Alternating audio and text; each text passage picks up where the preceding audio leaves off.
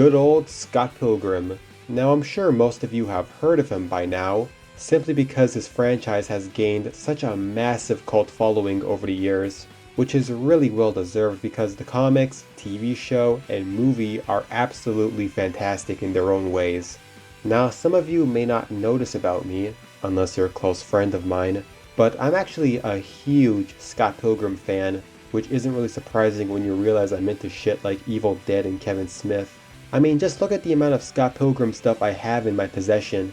But yeah, like a lot of people, I became a Scott Pilgrim fan long after the comics ended, and especially long after the movie came and went from theaters, with the film becoming a massive box office bomb, similar to other movies I like. Anyways, 13-year-old Ultra was an individual who was obsessed with Scott Pilgrim, and with 13-year-old Ultra hyperfixated on Scott, they were desperate to consume all things Scott Pilgrim related. This would then lead them to discover that there was a Scott Pilgrim video game.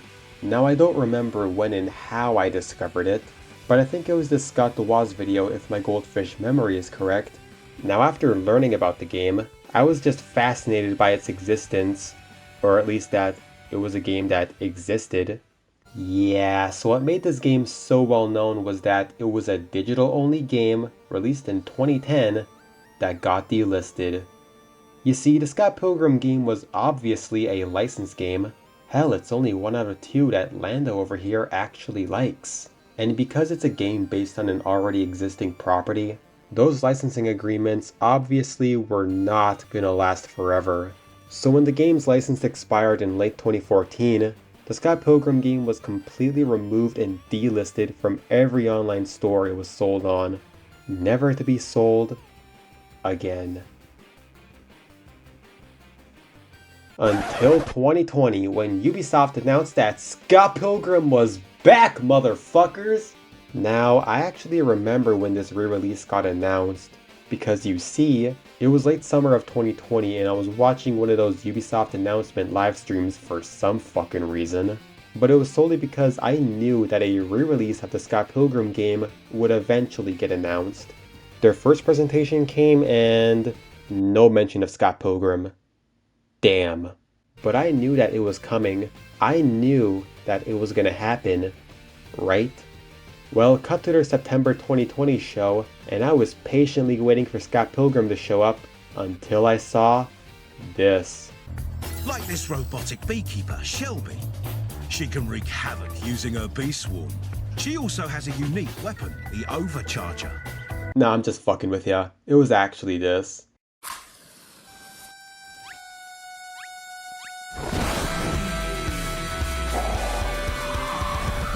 Holy shit, the Scott Pilgrim game is actually coming back, and it was coming out that holiday season no less. I was so damn hyped and couldn't believe that they were actually re-releasing a game that everyone thought would be lost forever. So holiday 2020 came and the game was absolutely nowhere to be seen that Christmas morning. I ended up just buying these instead. Anyways, back on track. So apparently the game got delayed to January 14th, 2021, but a little delay wasn't gonna kill me. So I patiently waited for the days to come by, and when that day finally came, I remember rushing home from school in the freezing Canadian winter, and as soon as I got home, I immediately went to my room and instantly bought the Scott Pilgrim game on my Switch for the full $20 price. And then after I bought it, I immediately fell in love with the game, as well as the music from Anna Managuchi. What can I say? It was 100% worth the wait and hype, because I poured hours into that game, and I would even play it with my siblings and cousins every now and then. So here in the present day, I just want to look back at the Scott Pilgrim game and see if the game is really that great, and if it's worth your time playing nowadays. So the idea of a Scott Pilgrim video game was originally pitched by Telltale Games, before ultimately getting rejected by Scott Pilgrim creator Brian Lee O'Malley. Honestly, a Scott Pilgrim video game that would have played like Strong Bad and Back to the Future would have been interesting to see with an art style similar to the movie rather than the comic. Anyways, the actual Scott Pilgrim game was developed by Ubisoft Montreal. Actually, fuck that.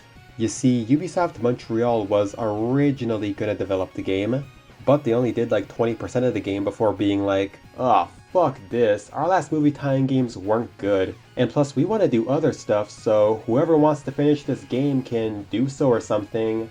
So then along comes Ubisoft Chengdu, a studio that had never made a single game before. But to be fair, they were literally the only option that Ubisoft had. And they only had like 5 months to finish 80% of the fucking game.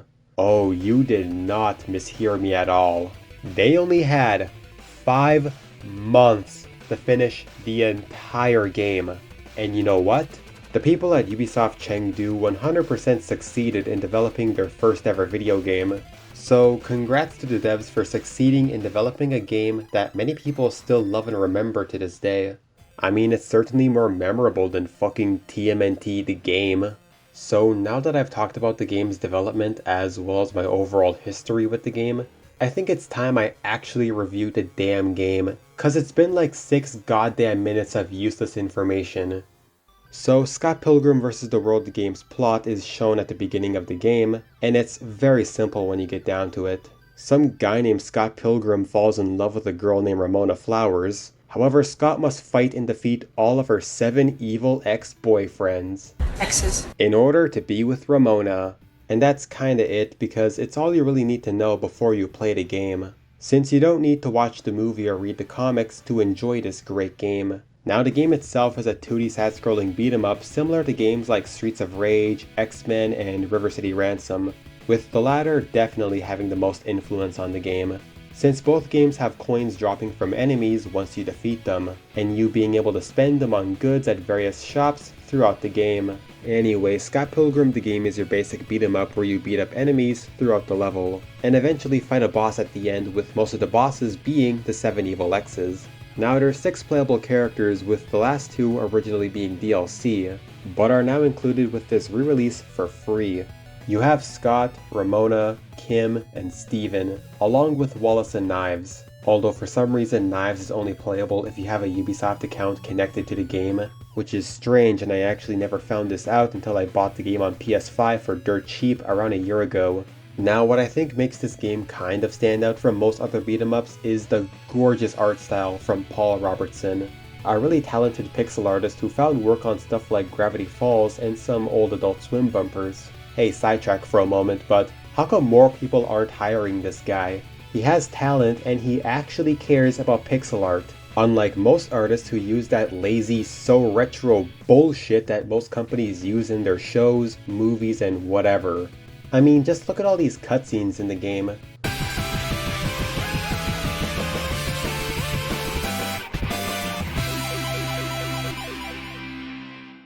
As well as this beautiful album art he did for Anamanaguchi.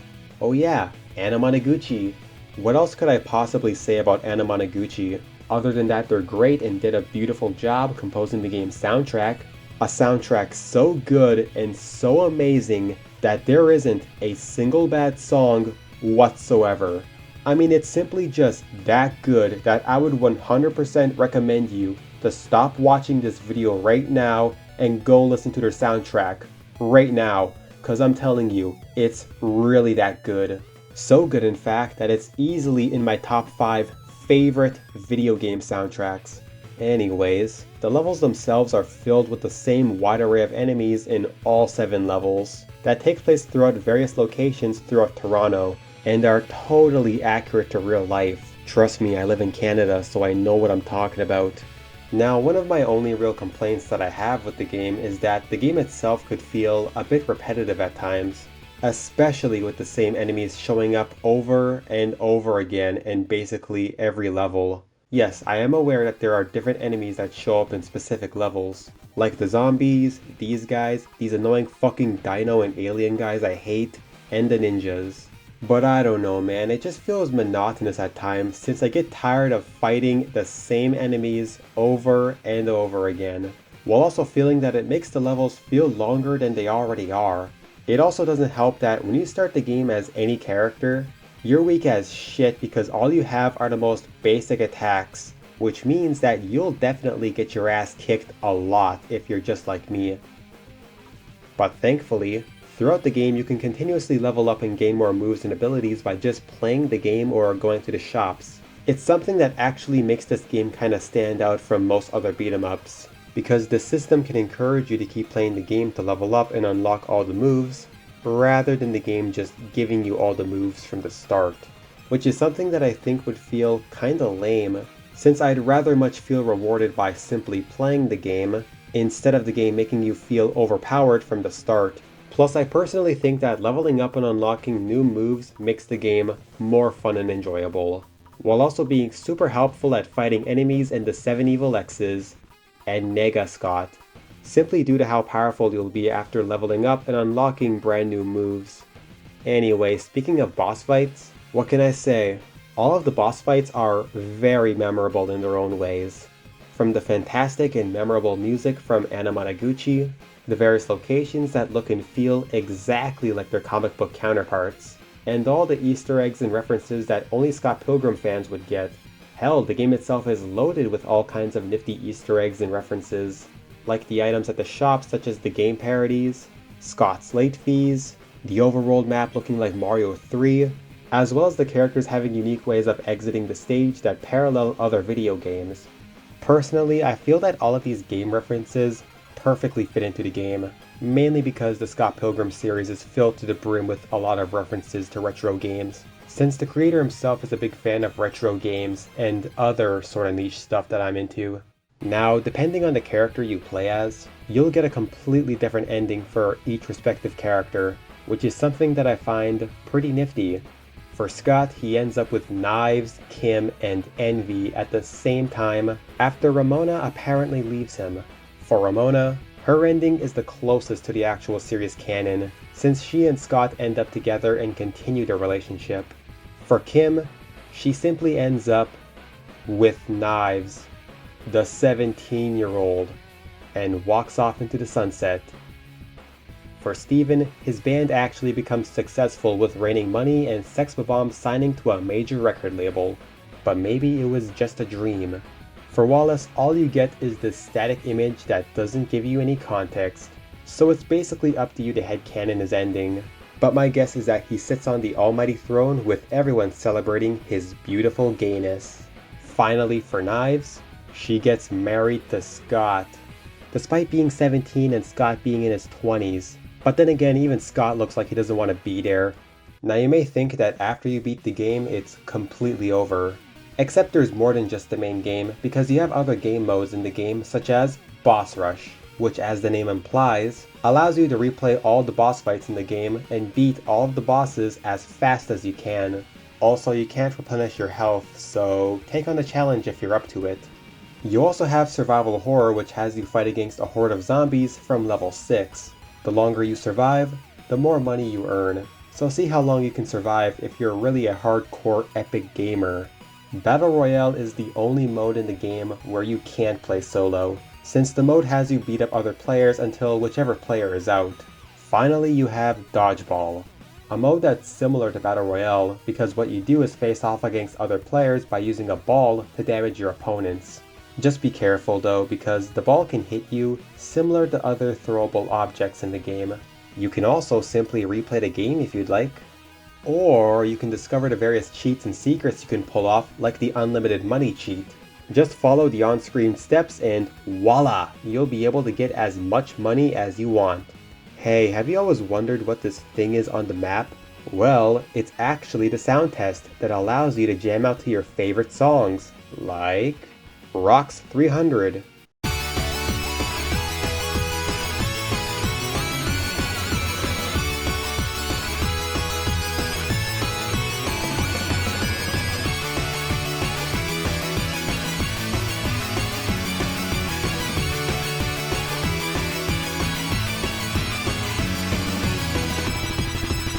Vegetable Rock.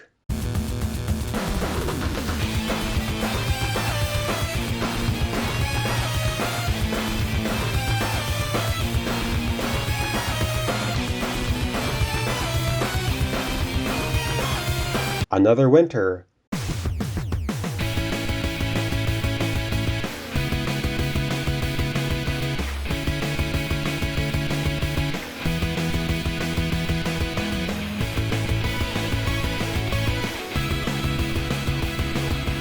Another winter chiptune.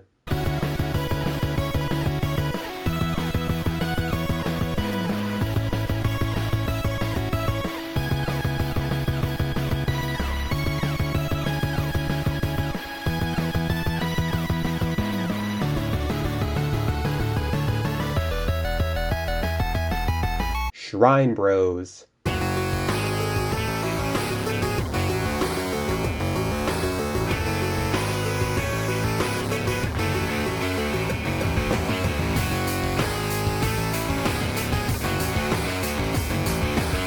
The End.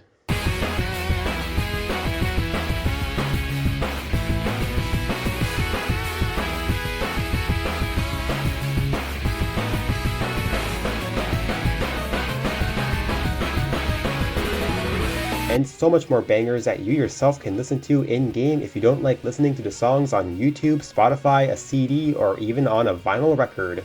You know, just for the 7 of you out there who prefers listening to video game soundtracks within the game itself.